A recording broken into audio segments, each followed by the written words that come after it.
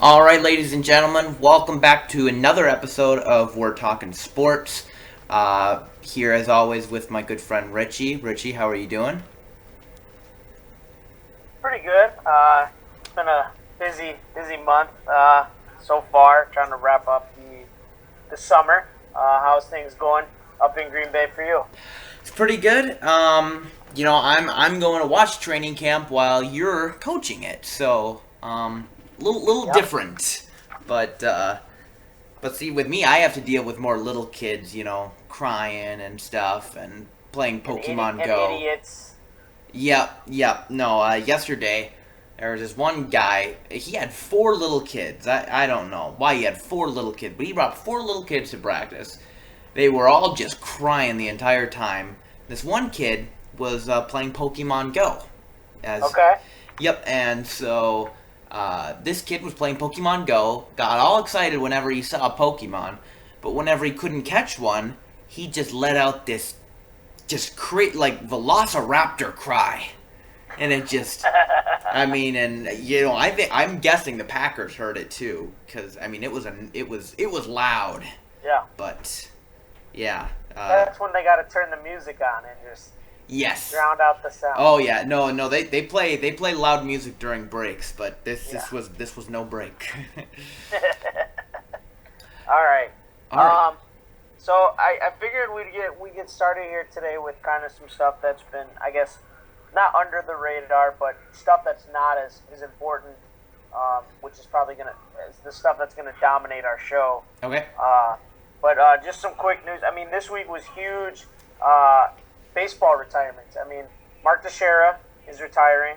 Alex Rodriguez is retiring. Yes. And my favorite player, Prince Fielder, has officially announced his retirement. Yeah. All big blows to the game of baseball. But, hopefully, I guess bigger and better things come on. Teixeira and Rodriguez more so with age. And I guess you hate to see guys who retire because of injury, which is unfortunately what's going on with Prince. Yeah. But it's just unfortunate to see that. Yeah, and to see Prince Fielder, he announced his retirement in a press conference with his two kids at his side and in a neck brace. Like, that broke my heart right there. Yeah, and I mean, I know he was super emotional during it as well, which doesn't help. But yeah, I mean, definitely some big shockers there. Another big shocker yesterday, Carlos Gomez was designated for assignment by the Houston Astros, which essentially means, for those of you that don't know what designated means, is they would send him down to the minors if somebody doesn't claim him off of waivers. Wow. He is playing that bad right now. Somebody will pick him up for sure. Is Milwaukee in that conversation? I'm not sure. I'm not sure how the money situation works out. Okay. If Houston has to pay everything, I doubt it. Though, to be honest, I mean, Keon Broxton has been playing pretty well in center field. Now that he's been given more of a legit chance to try to earn that position heading into next year, so I doubt they will. But it's just interesting to see. A couple years ago, we were talking about Gomez as one of the top center fielders in the league, and that's why the Brewers, had to move on from him because they couldn't afford it. And now he's one of the worst players in professional baseball. I mean, you talk about your favorite player being Prince Fielder. Gomez is my favorite player, so yeah. He's an exciting guy to watch, both offensively and defensively. Right. Another thing that that created a little bit of excitement this week on the social media end, Tim Tebow. Yes. Apparently is trying to somehow get himself into position to play in the majors. Mm-hmm. Now, I don't know anything about whether Tim Tebow has ever played baseball or not. After high school. And, I mean, there's a lot of guys that have done it, that have played baseball and other sports, right. or, have played baseball and then, played in played professionally and then gone back to school. Like Russell Wilson did it. A lot of guys at Stanford tend to stop playing football for a year to play minor league baseball and then go back. But Tebow, I mean, how can this? I don't even understand how this works. He really wants to play professional sports, like, very badly. Apparently. And if he makes it, good for him, but he Right. probably won't. But I'm sure a minor league team's going to give him a chance because he's going to be racking in the ticket sales, Yep. Why wouldn't you want to see Tim Tebow play baseball? I would want to see it, just curious. Just to see, just Right. out of curiosity. Yep. Right, but I think what Tim Tebow needs to remember, not a lot of professional athletes get to win a playoff game as a starting quarterback. Okay? Right. And so many people hate Tim Tebow. I don't get why. I don't get it, but a lot of people do. I think the whole idea of hating Tim Tebow it's one of those situations like I know you probably might not quite get this analogy, but John Cena is another guy. I mean, when it comes to like professional wrestling, so many people hate John Cena, and it's not because that they personally hate John Cena. It's what John Cena portrays on TV and through his social media and things like that. They hate the character of John Cena. They hate like the persona of John Cena, and I think that that's very similar to the situation with Tebow, where Tebow is not afraid to be himself, which should definitely be applauded because he is very, very religious. I mean, he has talked about not about waiting, until marriage to do certain things with you know what I mean? Yeah. And things like that. And I think he should be applauded for that, but the way that our society is, that's weird, I guess. You know what I mean? In today's Right. age, that I think that people more so hate the persona of who they believe Tim Tebow is versus actually knowing him and making that type of a Well, and I kind of thought, some people maybe thought he was just faking all this, Yeah, that's but like Tim Tebow, the Tim Tebow we see is the real Tim Tebow. right. Like, that's right. how he actually is. Yeah. No, I'm with you 100%. I didn't like Tim Tebow as a quarterback, which I can understand if people didn't like that. But to not like Tim Tebow just for the fact of not liking Tim Tebow is a joke. It's people need to grow up. That's all that comes down to. Absolutely. But the time frame that we're in right now, I did want to bring it up. With all the young players that are making a name for themselves in Major League Baseball, 2017, we are going to see the World Baseball Classic back. I'm pretty excited for that to see how America does. I mean, we've always been the team that kind of like, we're the country that everybody expects to win at everything, and baseball is no different, despite the majority of Major League Baseball players being Hispanic, of some sort from the Caribbean or even from Japan and China. But I'm interested to see how well we do. I think America has a lot of young talent coming up in the baseball world, and in the 2020 Olympics, we're actually going to see the return of baseball in Tokyo, which kind of gets me excited. Yeah, no, that's... And it's only going to be college players, correct? I'm not sure. I did not read that. Okay. I mean, I don't... It's during MLB season, so I don't think anybody's going to... I know it starts on my birthday. The opening ceremony is my birthday. Very nice. But yeah, that would definitely be interesting to see how they do that, because I know the World Baseball Classic takes place in March, which is before the season starts. Okay. But yeah, for the Olympics, I'm guessing it would have to be all college players, but the thing where you really end up in a weird spot is let's just say, I mean, a top is, like, let's say, like, when Albert Pujols or, like David Ortiz is retiring now, they would most likely like to play for their home country. I mean, how do other countries even do that? You know what I mean? Like a Yu Darvish, who could possibly be pitching for Japan. Okay. I mean, how does him just maybe take a couple days off? I mean, he's a pitcher, so right. Yeah. Yeah. Unless they fly back and forth, which would just be insane. To try to compete in their season or whatnot. I don't know how. I mean, if they get Yu Darvish, Mike Trout better take a couple days off for the Angels. That's what I'm saying. That's what I'm saying. I want a gold medal. Anyway, we don't get enough gold medals as it is. So. Yeah, no, definitely not. So it is that time of year, fantasy football. Yes. Ben, what do you got going on for some fantasy stuff? Like, what do you mean? Are you getting in a league? Oh, Are you in a absolutely. league? No, Not in I a do. league? I do a league with my uncles every year. I mean, I've been doing it since I was in single digits. So, All right. yeah, I'm doing that. I'm in a league with a high school friend, a dear old friend of mine. Hopefully, he's listening. But we signed up for ESPN. Our draft's next week, so pretty Okay. excited for that. And then I'm doing a league with a couple college friends. Not you, apparently. Oh. I don't know. I don't know if you are in that league, but In the league with Logan? yeah, I am not in. I signed up for it because why not? And then All right. I'm probably gonna do another one. I think I'm gonna do 4 leagues this year. Okay. Yeah. That was gonna be my next question. If you had your draft yet. So next week it sounds like we're gonna have to talk a little fantasy football. Yes. The draft that I'm only in one.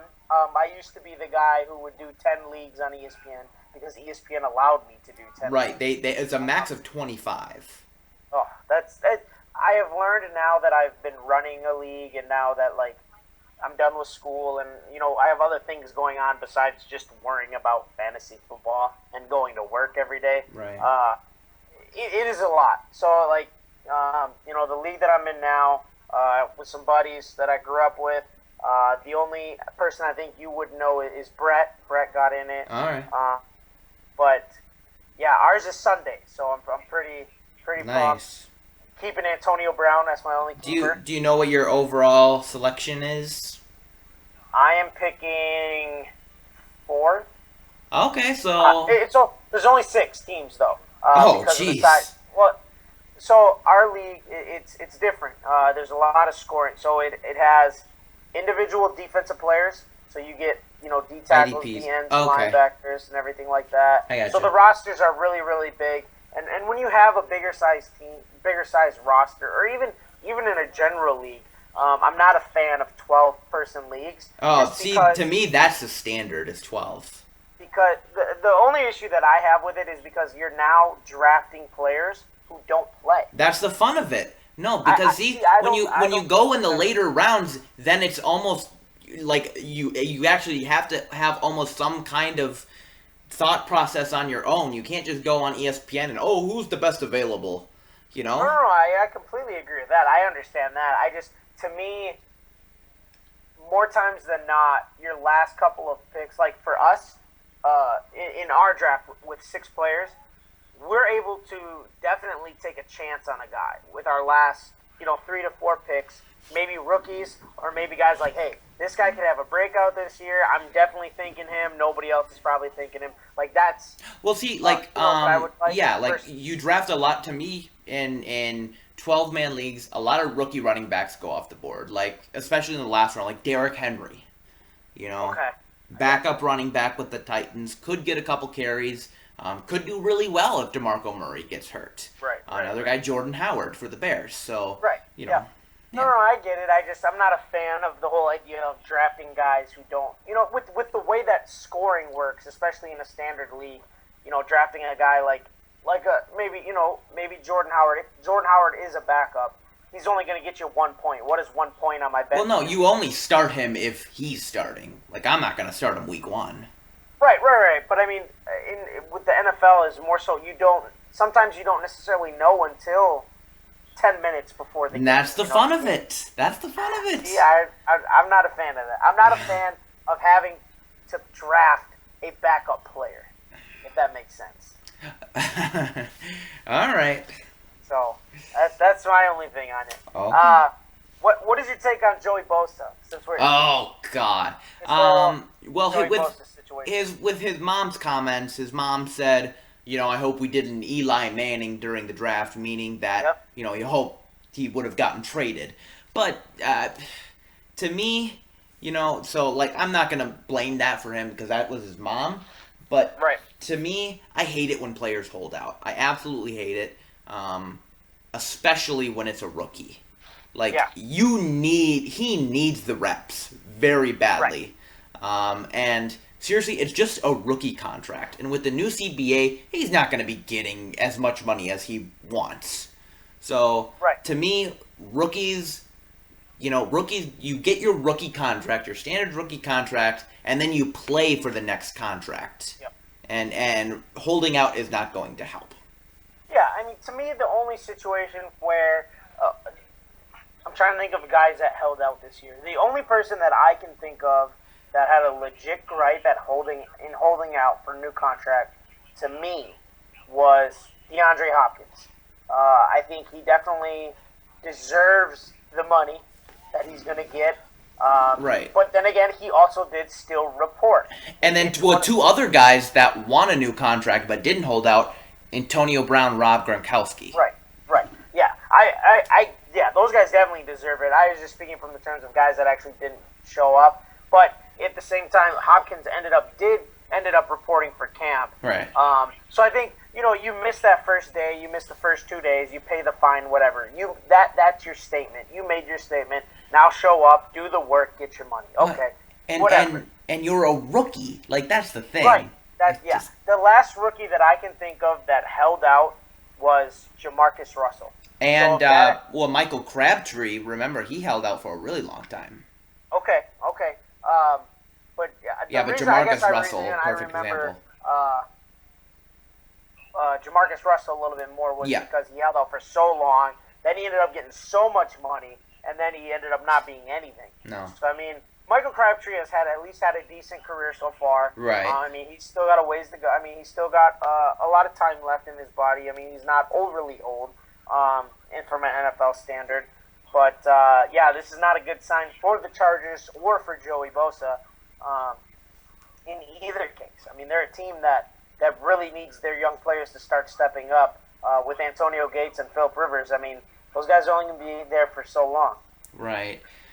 Yeah, no, and not just Gates, but Rivers. I feel like, they're kind of with the Giants too, with Eli Manning. It all depends on the quarterback here, and right. Both Rivers he's in his mid-30s now, so time is not on their side. Right. One thing I did want to ask you about, I don't believe we got to talk about on the last one, was the Tyrann Mathieu contract. Having torn 2 ACLs already in his career. I mean, what? Oh, he earned every penny of that deal. Absolutely. So let me ask you this.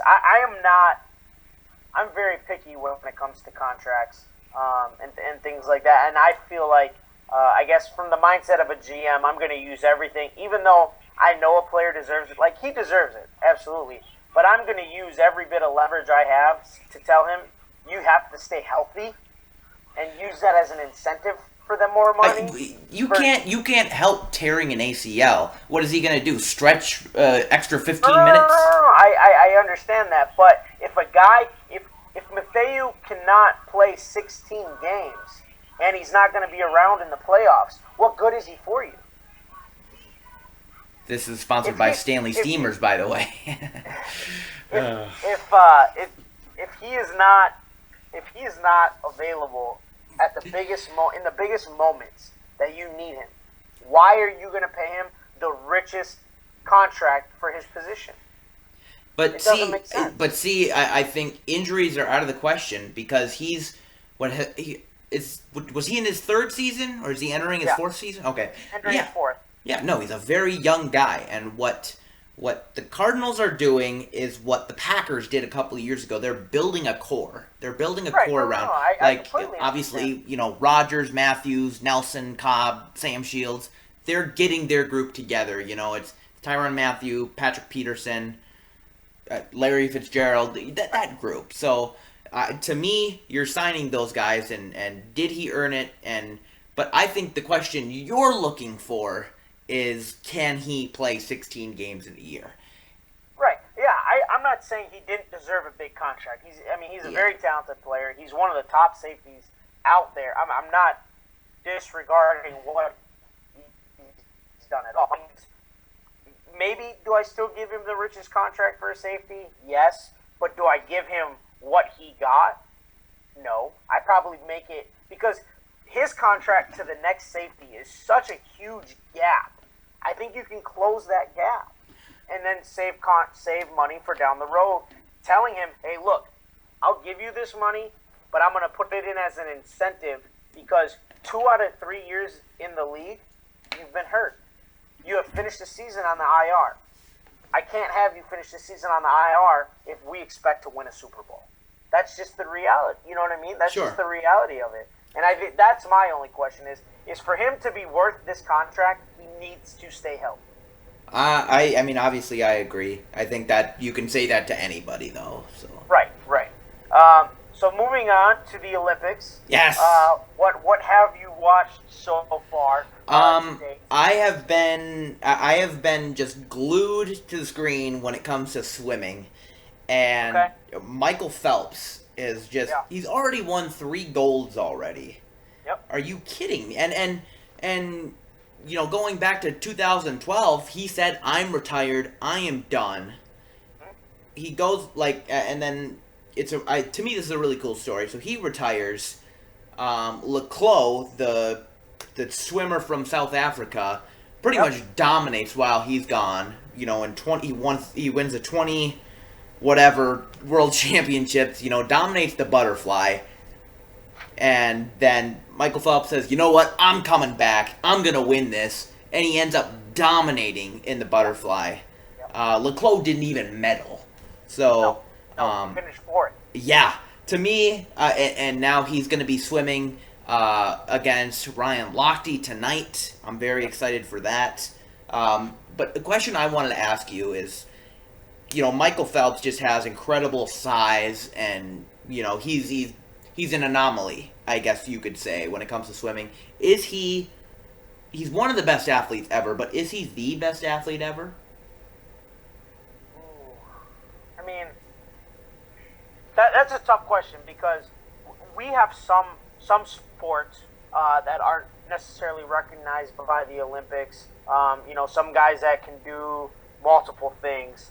I don't want to discredit Michael Phelps for being just a swimmer because he is incredible. I mean, he is absolutely. Yeah. I mean, I have it written down. I have 4 names written down that I really wanted to talk about, and Michael Phelps was on there just because he is more so, I want to say, if he's the Michael Jordan of swimming. He was somebody who was really good at his craft and at what he does and was so dominant. But when you talk about the greatest athlete, I think you have to consider Deion Sanders, who in the same day played an NFL game and a Major League Baseball game. He played in the afternoon for the Atlanta Falcons, flew to Cincinnati and hit a home run. I mean, people just don't do those types of things. Or Bo Jackson, playing however many Major League Baseball seasons and playing professional football. When you talk about the greatest athletes, I think those names definitely have to come first. Playing 2 different professional sports, or even Jim Brown, something like that. But yeah, no, Michael Phelps is definitely one of the greatest athletes we've ever seen in our lifetime. I would more so say that he might be the greatest Olympian versus greatest athlete. He's definitely the greatest Olympian of all time. Yeah. So, yeah.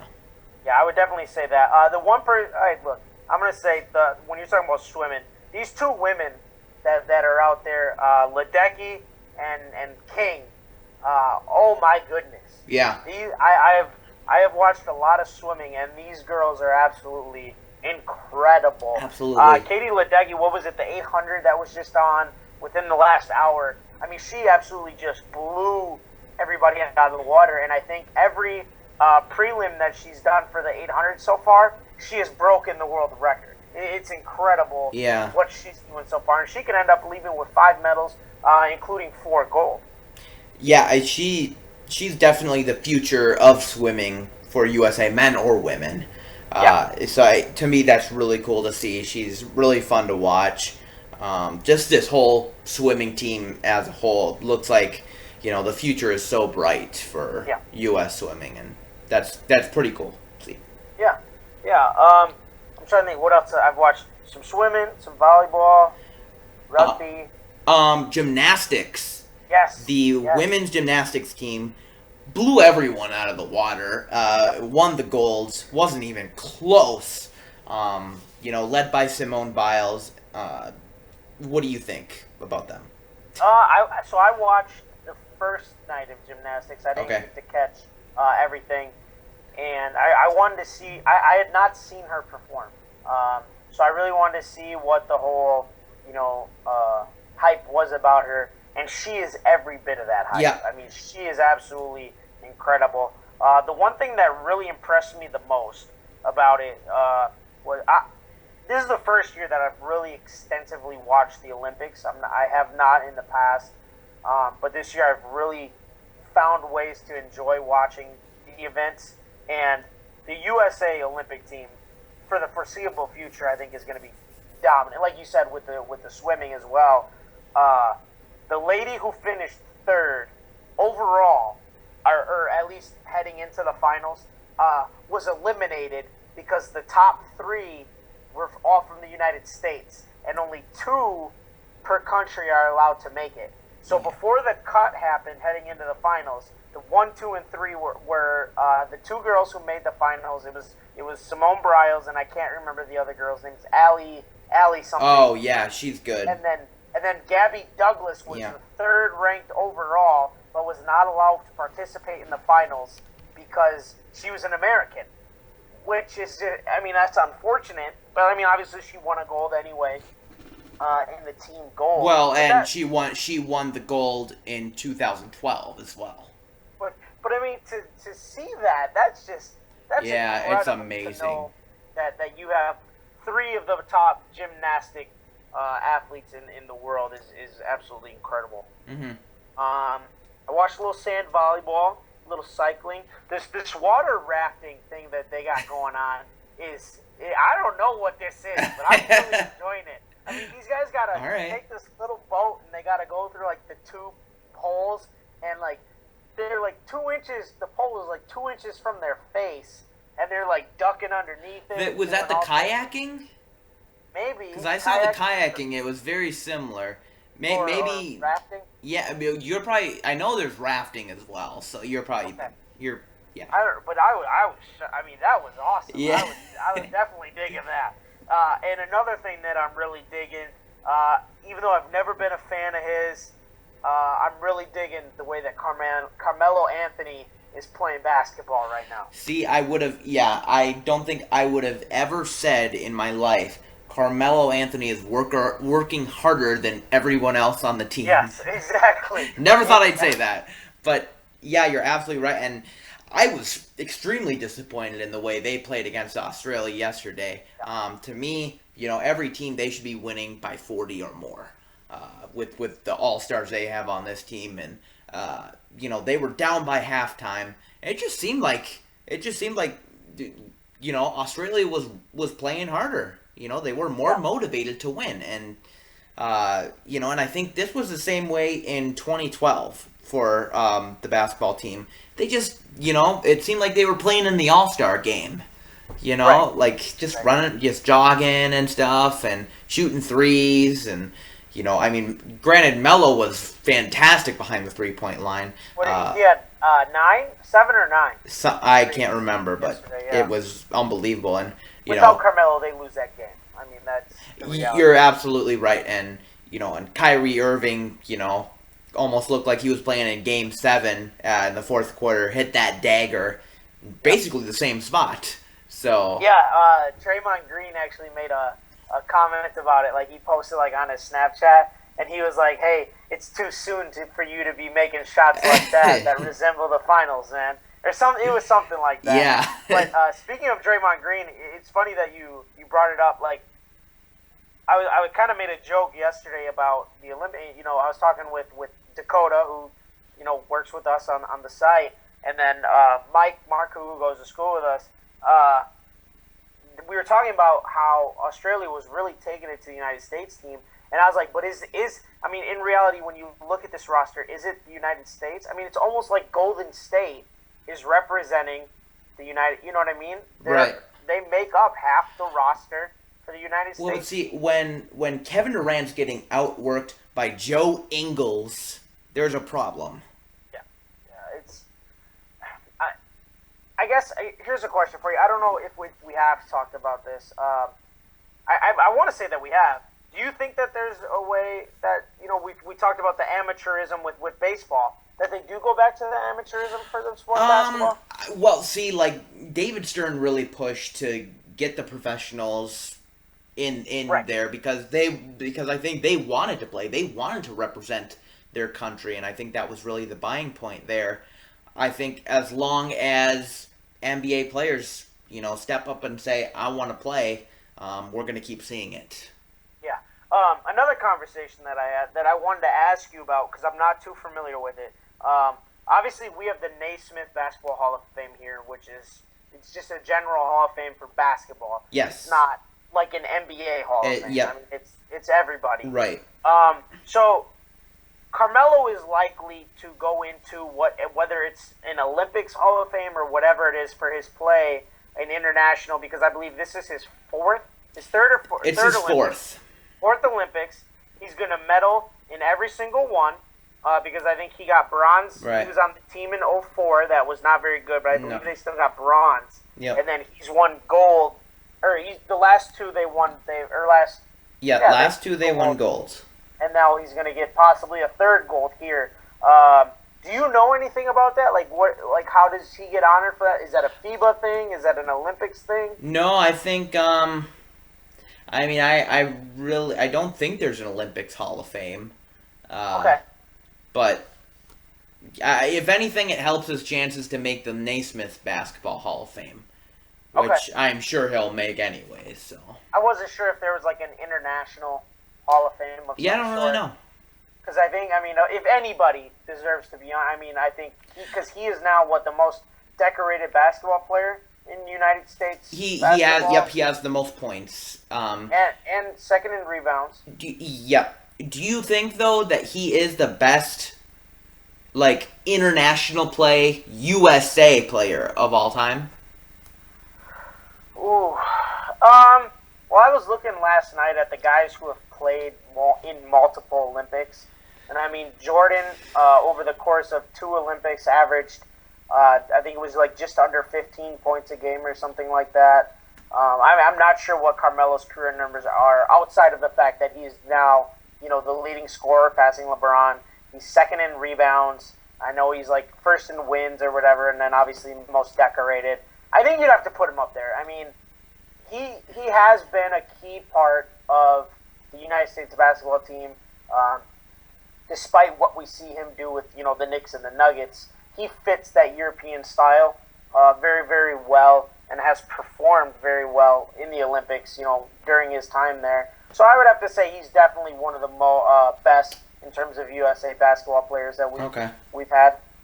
I still think you got to put MJ. MJ's still number one. Right. Yeah. He led the Dream Team.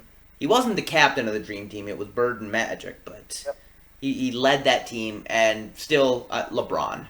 LeBron was great. Right. The 2008 Olympics, that was my favorite Olympic team.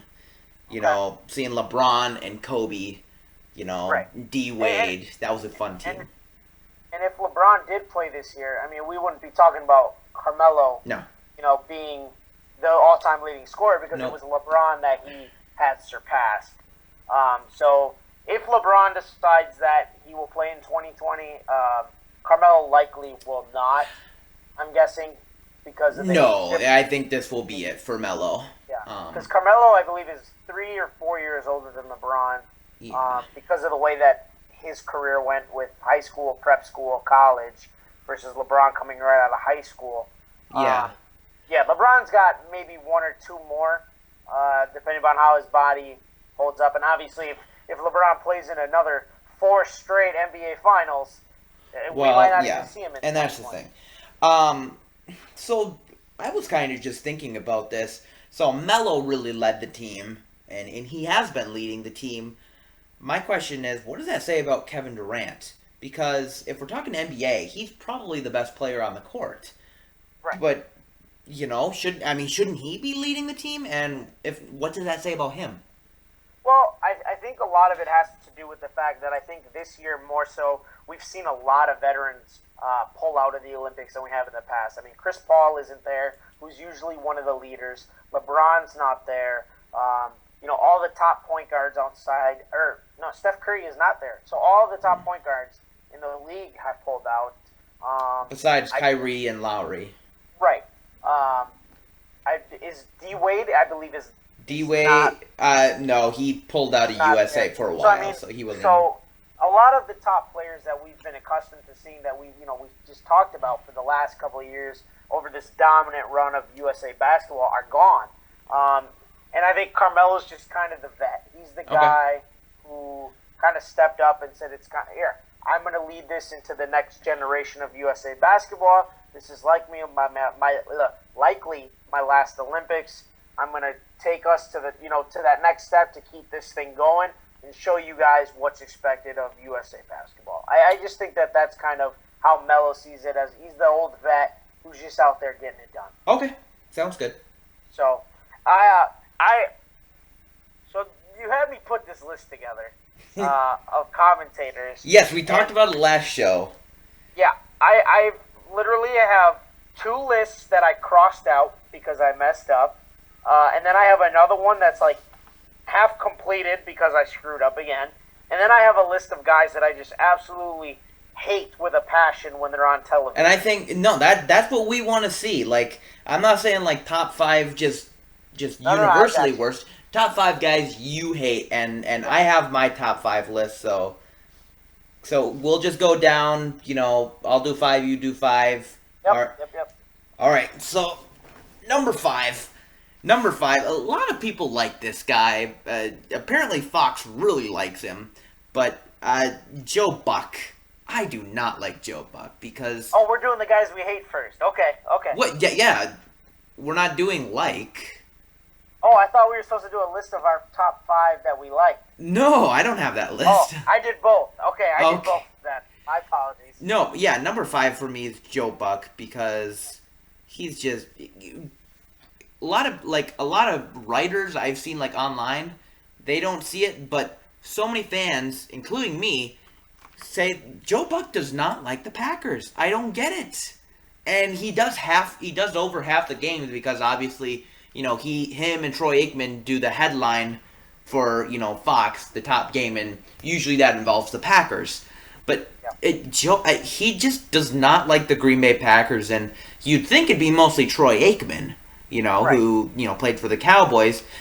Troy Aikman does not like the Packers. I feel like he does. He likes Aaron Rodgers. He doesn't like the Packers. Joe Buck hates everything about the Green Bay Packers. I just don't understand it, and he just gets a kick out of it when the Packers lose. He loves it. I don't get it. But you go ahead. All right. So I will tell you this. When I put my list together, there was one obvious name that was going to be at number 1, so I left him off because I was like, everybody hates him, and that's Skip Bayless. So I decided I was going to come up with 5 other names outside of Skip. Okay. Just because I felt like America hates Skip. So I was going to do something different.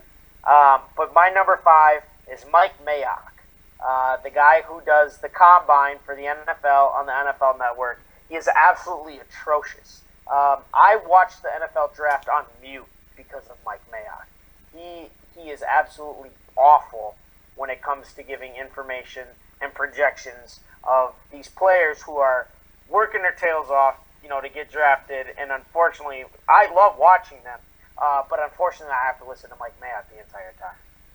Wow. Okay. So my top 4. See, I can understand how some people like Joe Buck, but this top 4, none of these people should be on TV. Like, just... And number 4 for me is Michael Irvin. And it's so funny because his Hall of Fame speech is one of my favorite of all time. I love his Hall of Fame speech. Everything he's done after that is absolutely atrocious. Watching him... He's on NFL Network? Yes. And before Warren Sapp got fired, him and Warren Sapp would literally just talk to each other the entire time. While, Steve Mariucci would be talking about something, they would be on the side just talking. I don't know if they'd forget they had a mic on or something, but it just... And now, Michael Irvin, first of all, he's very biased, and he doesn't care. He'll pick the Cowboys to win the Super Bowl, from now till forever.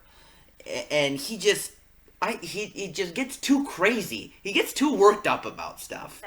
It's too much for me. It's too much. That's why, and there's a common theme on my list. You will not find anybody from the MLB network, the NBA network, or the NFL network, because they're all atrocious to the point where I don't even watch the channel. So I couldn't even tell you who the analysts are. Okay, I have a lot of NFL networks, so you don't have to worry about that. My number 4, I have to listen to every single week, and he is awful. That is Chris Collinsworth. He is so annoying and so terrible when listening to him talk about football. I love Al Michaels. I mean, Al Michaels was on my list of guys that I really enjoyed listening to. Okay. But Chris Collinsworth is an absolute joke. How this guy has a job, I don't know. Because he is just terrible when it comes to being he's the color guy. I would get, no. Yes, he's the color commentator. Yeah, so he would be the color guy. And he talks about the most random things when football's going on, and he's not giving you information that he should be giving you, and he's talking about something that has absolutely nothing to do with what's going on. And I can't do it. Can't do Chris Collinsworth. Interesting. Your first 2 guys are guys I kind of like. So. Oh, jeez. No, number 3, is from NFL Network. I'm just so upset that he's getting paid. I hope he's not getting paid, but he's definitely getting paid. That's Michael Robinson. To me, Michael Robinson started out as, a guy they'd have, on NFL Total Access every time, call in or something, talk about, what's going on in Seahawks camp or whatever. And now, he's still acting like he's still playing football. And he's, you think Michael Irvin is biased for the Cowboys? Michael Robinson is more biased about the Seahawks than anybody else. And, I think if you asked him, for some reason, he has a very large hate for Aaron Rodgers. He wouldn't even put, if you asked him to do a top 5 quarterbacks, he wouldn't put Aaron Rodgers in there. No, Russell Wilson, obviously, number 1. Whoever the Seahawks backup is, number 2. That's how it goes. But I just do not like Michael Robinson. He's very unprofessional, and I think he should be fired immediately. All right. I'm hoping that you don't like my number 3, so I can get off this trend of hating on guys that you like. My number 3 is Matt Millen, who was the GM of the Detroit Tigers and now does college football. I did not like listening to him do college football games. And then I almost wanted to be shot in the face when I found out that Matt Millen is now the head commentator for Big Ten football. And he is? He is. So having to watch, because the Badgers are not on the level of Ohio State, and Michigan, those teams are going to get the ESPN and ABC games, which means there's going to be a lot of Wisconsin football on the Big Ten network, which means that I have to struggle and force myself to listen to the idiotic opinions of the guy who ruined the Detroit Lions. And he was a great football player, but when he talks about football, he sounds like my unborn child. No opinion valid at all. So Matt Millen is number 3 for me. And I might not be able to watch Badger games this year because of that. Interesting. I don't really know what to think. I don't have much of an opinion on Matt Millen. One time I was watching college football. I turned on college football. It was on a commercial break, and on comes Matt Millen, making a statement apologizing to the Polish community. Because apparently, he made a joke to Ron Jaworski, and I guess it was very offensive. I don't know, but when I think of Matt Millen, that's what I think of. So he's awful. Would you rather have him commentate every Badger game, or become GM of the Chicago Bears? Commentate every Badger game. And you can't mute it. Oh yeah, most definitely. I don't want it. He ruined Detroit. I don't want him ruining Chicago. All right. Number 2 is a guy you already mentioned, Skip Bayless. He would be number 1 for me, but number 1 is even more atrocious. You won't believe it. But yeah, Skip Bayless is just he's terrible, terrible, terrible, and the only reason people watch him is just to see how ridiculous he is. And he'll just take any opportunity to scold anybody that's not the Dallas Cowboys or San Antonio Spurs. To a point where it just becomes sad. And he's a huge Rodgers hater too. He is. I don't get it. I really don't understand why, and I feel like, I can watch First Take now with Max Kellerman. It's actually a pretty good show now. I feel like he kind of drug Stephen A. Smith down with him. Don't get me wrong, Stephen A. Smith can get pretty crazy a lot, and a lot of people still don't like him. I understand that. But Skip Bayless is on a whole different level. Athletes like, Shaq has gone on to say that he hates him. And Shaq isn't even a very good commentator, but the biggest memory I have of Skip Bayless is, if you have not seen it, please go YouTube it, is his interview with Richard Sherman. Okay. He did an interview with Sherman, where Richard Sherman just flat out told Skip Bayless, "I am better at life than you." That was absolutely amazing. Yep. It was a great, great interview. If you have not seen it, I definitely recommend it. YouTube it. Another one that, Richie, you should watch is after the Dallas Mavericks won the championship, they brought on Mark Cuban to the show. Yes, I have seen that. I love awesome. that. That's awesome. That's my favorite memory of Skip Bayless, because Mark Cuban just, he had the references too, so. It was incredible. Yeah. My number 2, you have already named. Now, I will give different reasons than what you gave. My number 2 is Joe Buck. And hey! It has nothing to do with the Packers, okay. Obviously, but it has a lot to do with Fox baseball. So Joe Buck is obviously just a through and through Fox sports guy. So he does Packer games. Usually does most of the Packer games during the season, but he also does baseball as well.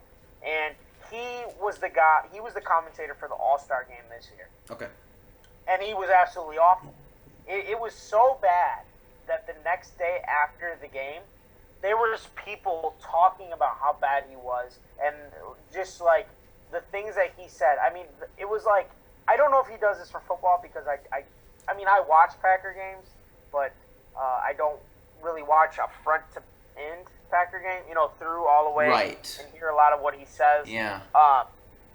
But Mike Trout hit a single right up the middle, and Joe Buck acted like nobody had ever hit a single right up the middle before when Mike Trout hit that baseball. I mean, I literally felt like Joe Buck was going to drop down to a knee and propose to him after the game. Like, that's how in love with Mike Trout he was. Right. And I was like, Joe Buck, I know who Mike Trout is. Like, I watched Mike Trout before. You don't need, like, well, it was, and there was one game, I think it was the Week 17 game when Rodgers threw the 4th and 3 to Cobb against the Bears. Okay. There was one play where, I think Alshon Jeffrey made, a catch, and it was a pretty good catch, but, it wasn't, it's a catch you expect from a guy as tall as Jeffrey. He, kind of like you just said, he freaked out about it, and he's just screaming on the top of his lungs. I thought he was going to pass out, but that's just Joe Buck, and I don't like that. I don't like him. I'm interested to see who your number 1 is, though. I don't think you'd be expecting this, but okay. I'm very glad many people don't watch. So number 1 is a tie. It is a tie, and I had to put them together. I lost you for a second. Oh, okay. Number 1 is a tie. So okay. I put it as a tie for a reason. It's not just two random people, but You usually don't see one without the other. And can I take a guess here? Yeah. Mike and Mike. Oh, I should have put them on the list. But no, I want to talk about Mike and Mike later because they are terrible. They would have been number 6. Okay. But no, it is Ike Taylor and Maurice Jones-Drew. They're commentators? I'm very glad. Yes. Apparently, yes. For who? For NFL Network. Oh. They are. To me, if these guys are the future of NFL commentating, then I'm gonna stop watching sports and I'm gonna get into sewing or something like that because they're bad. So usually you see them on NFL.com, and they're usually like in the corner, like in a corner screen, and they're on mute and stuff. You can play them if you want, but every time they're not in formal wear. They just wear their street clothes every time. I've never seen them in a suit before. Who does that? No. Who does that? No, I mean especially when they're on live TV and stuff, and exactly. And Maurice, you don't want to see Maurice Jones-Drew in his T-shirt because he has. I bet you he's 300 pounds now. Really? He's huge. Wow. Yeah, but they're just terrible. They don't ever talk about anything about football. I mean, they'll say something like, Antonio Brown was dressed really, really nicely in the sidelines. Let's do a top 5 best dressed players. It's never football related. Never football related. And probably the worst thing I ever saw was, during the draft, I think it was draft day 3. The third day of the draft is kind of boring and stuff, but they still talk about football the entire time. Yeah. They did some kind of, Maurice Jones-Drew and Ike Taylor went out, and apparently they got on a music stage and started playing music. Why? I don't know. I'm very confused about it. And it was on NFL Network. Well. So, I think the only reason that the NFL Network is still an existing channel is because they have the Thursday night games, and obviously in America, people are not going to watch football that's on television. So if it wasn't for that, I don't think there would be an NFL Network. See, but besides Mike and Mike talks about sports. These guys, yeah, they do. They don't know anything. I hate Mike and Mike though. I do. My number one. I have hated for a long time. He used to have his own television show. I don't know if he still does. He does have his own radio show. Okay. I know what you're talking about. But I have hated him for as long as I can remember, and that's Jim Rome. That's a good choice. Oh my! It's a good choice. Jim Rome is awful. The reason Jim Rome really got big in the first place was because during an interview he couldn't call a guy by his own name, and then they almost got his. That's one of my favorite videos online. Oh my goodness! But yeah, Jim Rome is awful. When I was younger, when Fox Sports Wisconsin first became a thing, the Jim Rome Show. That's what the Jim Rome Show would be on. Because I really liked watching the Best Damn Sports Show. Period. Even though those guys were kind of like a bunch of random guys thrown together, and it was a fun show, and I really enjoyed it. 11, 12 years old watching that, I really enjoyed it. But the Jim Rome Show was on similar time, like the way that they showed it. I don't know, but watching Jim Rome, honestly, 12, 13 years old, I asked myself, how is this guy a sports broadcaster? Like, how does he have a job? I just didn't think it was possible to be that bad. But I guess it is. And he's got his own radio show. I think he has his own Sirius satellite radio channel, I believe. I'm not 100% sure. His radio show is on CBS Sports Radio. So it's on FM. You can find it on FM. He has a radio show. He has a podcast. He has... used to have the TV show. I don't know if he has a TV show anymore. But yeah, and he's like one of the highest paid, or if not the highest paid, voice in sports commentary. Right. I think he's around like 30 million. Oh a yeah, year. yeah. CBS pays him a lot. Oh, it's brutal. And he's very bad on radio. Not like he's annoying or anything, but he's just bad. I don't think he understands radio because he'll like take pauses 15 to 20 seconds long sometimes. Yeah. Cuz I mean, it's not like Jim Rome is like there are some people who just have really annoying voices where you're like, "Oh, I just can't listen to them." Where like, you know, they might have good stuff, you just can't listen to them. It's the opposite with Jim Rome. Like Jim Rome's like voice doesn't annoy me. No. Whereas like listening to Van Gundy, you know, talk about basketball. Oh, I really wanted to put him on this list, but I didn't.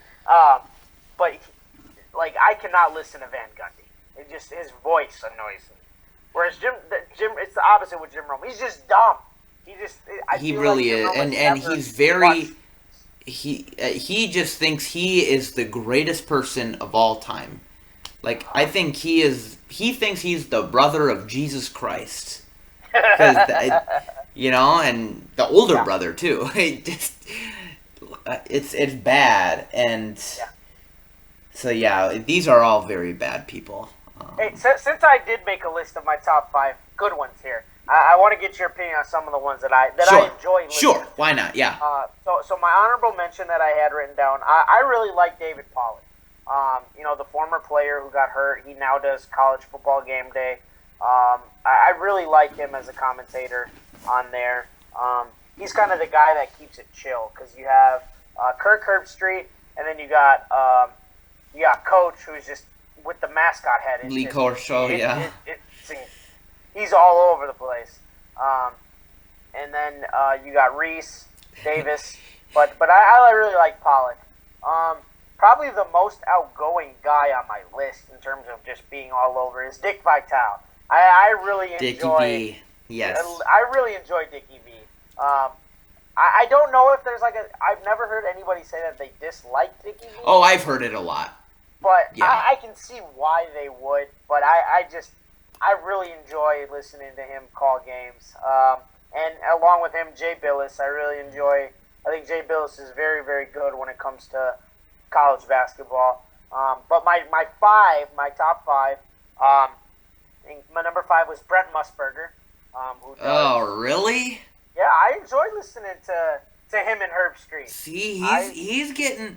Do you remember when Alabama was in the championship and like he kept talking about AJ McCarron's girlfriend? Oh, that while ago. Okay. He's a creep. That's weird. No. I mean, when it comes to the game, I guess I like listening to I don't mind listening to Musburger and Herbstreit. Another one that's kind of, I guess I do have a little more outgoing guys that I really enjoy. You might laugh or you might shake your head at me. It's going to be one or the other. All right. But I really, really enjoy John Gruden. I love John Gruden. I love John Gruden. On Monday Night Football, he is what makes Monday Night Football for me. Because either he's giving you like the most in-depth description of something, or he's giving you something basic like Spider 2 Y Banana. I mean, it's so awesome. I love John Gruden. My number 3, I know you won't know. His name's Mauro Ranallo. He used to do UFC. He's a guy he's from Canada. He's now with WWE. But he's got like a fighting, UFC, pro wrestling type of background. He's really, really good. I don't know how many Brewer games you watch, but my number 2 was Brian Anderson. He's very good. Brian Anderson. He's moving up, too. Yeah, he just re-signed with the Brewers, actually, too, which I really like. Wow. He said that the Brewers were the first organization to take a chance on him. He was like a minor league radio guy or something like that. So the Brewers signed him as their everyday guy, and now he was gone on. He obviously was with the Brewers, and now he does college basketball and with March Madness. Yeah. And I think he does a couple other ones. But I really enjoy Brian Anderson. And because you said we could throw analysts on here, my number 1 is Adam Schefter. I don't know that it gets better than Schefter in terms of He's an insider.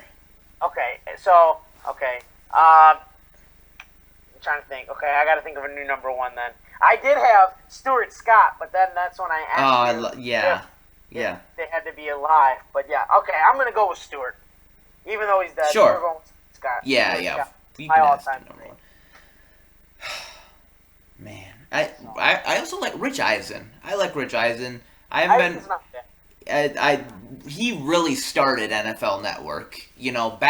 Back when NFL Network was really like in its roots, like 2005 era, when it was basically just him, Willie McGinnis, Lincoln Kennedy, like that group. Yeah, I'm the one that I'm really gonna miss is I really enjoy. I like Tom Jackson. With Sunday morning football. I thought he was really knowledgeable about everything, and just he was kind of the guy who wasn't over the top. Where Keyshawn and Chris Carter and Boomer and all those guys are yelling at each other, and Ditka's sitting there with a cigar in his mouth, looking like the old ball coach, and then Tom Jackson's just in the corner doing his own thing. I really liked Tom Jackson. Okay. Who's the other one I was going to ask you? Do you remember when we first started this list, or when I started this list? I was like, do you remember old school Sports Center when Sports Center was good with Stewart and Dan Patrick? Dan Patrick, yeah. When you first brought this up, that's what I thought of was those two guys. I mean, that's what started me into the whole sports. Yeah, absolutely. It's entertainment thing. Those guys are really good. Yeah. All right. Do you have anything more? Because I got a couple things. Yeah, no, go ahead. Well, let's talk about something that John Gruden was supposed to announce this game, but he didn't. The Hall of Fame game. And so they decided to go with this new paint, melted, and basically made the grass, like tar or cement. Impossible to play on. I don't even know what to say about this, but it's just kind of disappointing. Kind of sucks. What do you think? Yeah, no, I was, I had to work on Sunday, and I was really looking forward to coming home and watching that. Yeah. And just getting my first taste of football for the year. And that's what it's all about. And I got the alert saying that it was canceled, and I was just like, what happened? And I was trying to learn what had happened through ESPN, so obviously I didn't get all of it. So I had asked you, what officially had happened, and then I saw it on ESPN.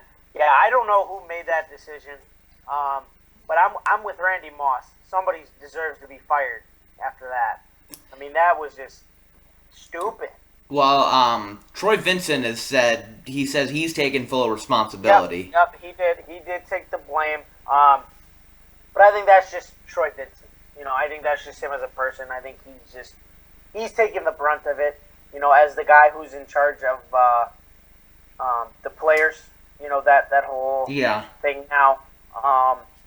So I'm sure he's just trying to take the blame for somebody who did mess it up. So that way that person probably doesn't lose their job. Right. But. All right. Let's talk about... So, a guy I really liked in the draft, a guy I wanted the Packers to draft really badly, was Reggie Ragland. Yep. Well, now he's not even going to be playing this season. Tore his ACL, he's done. So, what do you think... How does this affect the Buffalo Bills, specifically their defense, entering the season? I don't know that we can say that it officially really affects them, because to us, Reggie Ragland has never stepped on the field. Okay. You know what I mean? Sure. We've never seen him play. He didn't even make it to preseason. Now, does this affect the Bills behind the scenes where they need a replacement? Absolutely. I don't know how Reggie Ragland's been doing during camp. I don't know how good he's been in shoulder pads. Live action is obviously a lot different than practice, but to us, we really won't know the difference. I think he had a chance to be a defensive Rookie of the Year candidate, but I guess we won't know until next season when he's back healthy, the type of impact that he's really going to make, and what they're going to be missing. All right. So Hard Knocks. Hard Knocks is back on. I don't know if you're watching it, but is everything okay? Yeah, my apologies. Okay. No, Hard Knocks is back on. It's the first time I'm actually watching it during the season. Okay. I don't know. Have you watched it yet? I have not. The first, okay. There's a lot to talk about with Hard Knocks. I think I'm gonna write an article about it, kind of a review of the first episode. But one thing I want to talk about. So, quarterbacks. The one thing that's very important is intelligence. You need to have a smart quarterback. Right. And they drafted Jared Goff number 1 overall. Jared Goff did not know where the sun rises and where it sets. Oh, He had no idea. Obviously it rises in the east, sets in the west. In the west, right. Jared Goff had no idea. Does this worry you? If you're the Rams? No, because there's a lot of guys out there who are really, really dumb, but tremendous athletes. But the quarterback, you're the leader of the team. Right. But that has more so to do with football IQ than general IQ. You know what I mean? So he might be the type of guy who can just diagnose a playbook. He's got it the first day. It's memorized. Boom. He's flawless. He's perfect. Whatever. But couldn't tell you what 2 + 2 is. There's just some people who are just not generally smart, but some things they just understand. Well, I don't know what his Wonderlic score was, but a guy that had a very low Wonderlic score was Vince Young. We all saw how that happened. Right. He won Rookie of the Year, but... See, I think the criticism from Vince Young comes from more so on how his career ended versus the way that he actually performed. Because he was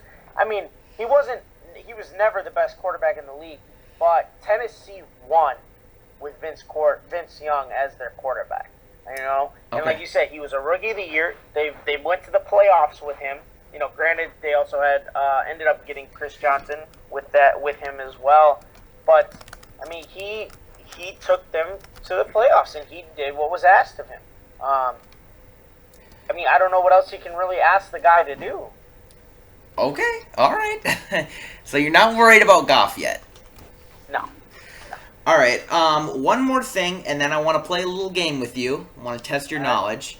Okay. First of all, I want to test your knowledge on college football and ask you about a guy I've been hearing a lot about, and I'm sure you know a lot about him, Jake Butt, tight end out of Michigan. What do you think about him? Just give me your overall summary. To sum it up in the short words, probably the first tight end drafted next year. He's a very, very big individual, very athletic. He's not going to be your new tight end type. I don't think he's ever going to be something like Jimmy Graham. But I can see a skinnier, not as thick version of Rob Gronkowski, because Jake Butt will be able to. He can, get in a 3-point stance, chip a guy, help with a down block, but also at the same time be able to sell on a block and get out on a release. He's more of an inside and inline tight end, like Gronkowski is, versus the Y split tight end like a Jimmy Graham. But Jake Butt has I think if he would have came out this year, he would have been the first tight end taken. But I think next year it's kind of, as of right now, it's the consensus he will be. Is he a senior now? I believe so, yeah. And one more question. Yep. Is there any way he can change his name? Because that is an unfortunate name. And so you think about that. His last name is Butt, and the position he plays is tight end. Man, He's got it, change his name. If my last name was Butt, no. I'm going with, my mother's maiden name or something like that. It's all right. So we're to tap things off. We did this before. In our earlier shows. Go out, we ended off playing a game. And this is a new game I came up with. On TNT they mess around with Charles Barkley a lot and play, who he play for. Yep. But see, for us that's too simple. We're gonna play a game called Who He Played For. And what I did, I picked a player who played for many, many teams. And you're gonna try and name them all. Okay, and you get 3 strikes.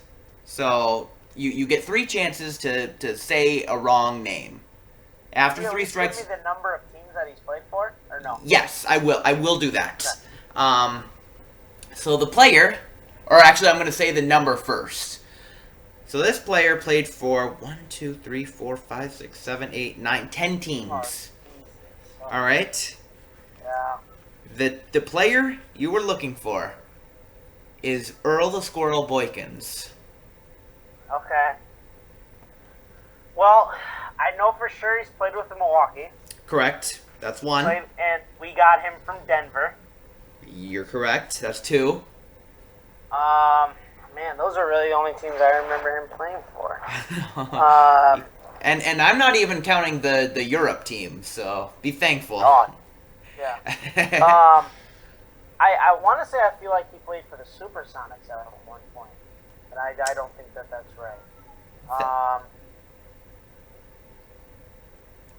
Are you saying the Supersonics? No. Okay. No.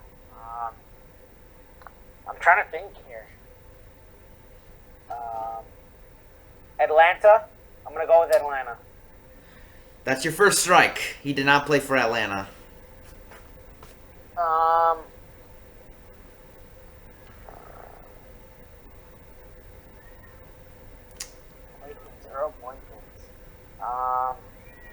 I want to say the Magic.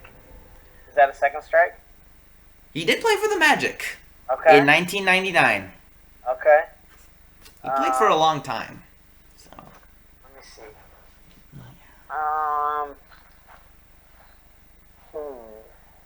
And no cheating either. No, I'm not cheating. My hands are right here. All right. I'm holding my cat. The Knicks? Are the Knicks on there? Strike 2. He did not play for the Knicks. Okay. Another short guy that did play for the Knicks, though, is Nate Robinson. So maybe you're...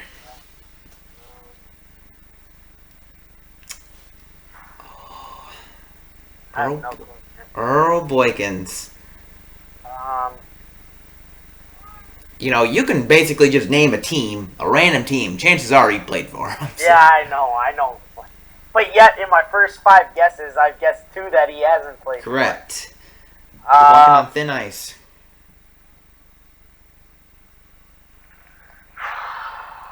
Dallas?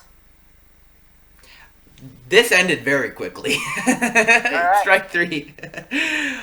Okay, so the teams he did play for was the Nets, the Cleveland Cavaliers, the Magic, the Clippers, the Warriors, the Nuggets, the Bucks, the Bobcats, the Wizards, and the Rockets.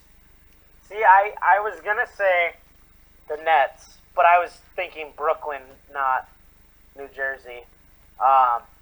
I did think about Golden State.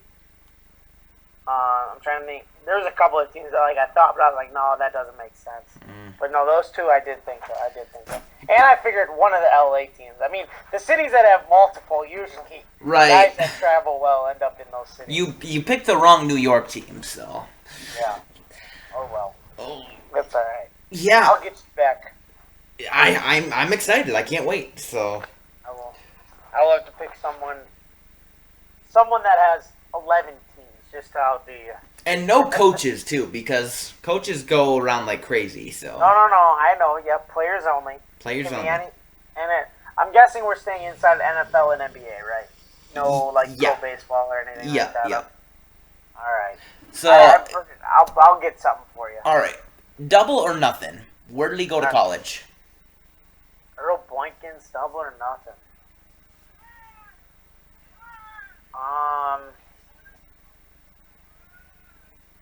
I feel like I know this, but no, I have no idea. No, you wouldn't have got Eastern Michigan. Okay. Eastern Michigan. I was gonna say like NC State or something like that, but No. Eastern Michigan. All right. Well, I think that is a good way to end the show. Hopefully we'll get back and do a fantasy episode or an NFL preview episode. We talked about it a little before. Obviously, you're going to be very busy with your coaching, but we'll see what happens. Maybe we'll have a guest host come in. We don't know. Yeah, maybe. Hopefully not, but maybe. Hopefully not. No. He will be very mistreated if he does come. So that's good. That's good. That's how it should be. Yes. All right. Well, thank you so much for listening. Remember to go on mysportstop.com for very fun articles. Richie, you posted some very good college football preview articles going conference by conference. Then you're going to go division by division for teams, for NFL teams, and I'm doing team by team. We already have one up about the Atlanta Falcons. If you want to learn about the Atlanta Falcons, go on it. I encourage you. I do want to... Okay, so... Go ahead. Did you see that Lance Moore made it through one practice with the Falcons? Yeah, I did see that. Did you see the joke that they made about that? No. They said that he got his playbook. He opened it up and it said, "Give the ball to Julio." And so retired. I just think he was. He's a New Orleans Saints lifer. He can't play for another AFC South team. That's right. I'm with you. So. Probably not, though. He wanted to get paid. He wanted some money. Absolutely. Then you realize he has to actually work out to get paid. So. That's true. You don't have Drew Brees throwing the ball around to 17 different guys on every Sunday. No, exactly. Saints and Packer receivers are very fortunate. So, and Patriots receivers. So. Yes, they are. Most definitely. All right. Well, again, thank you guys so much for listening. Richie, thank you. Yes, thank you, Ben. And to your cat. Yeah. And we'll call it a show. All right. All right.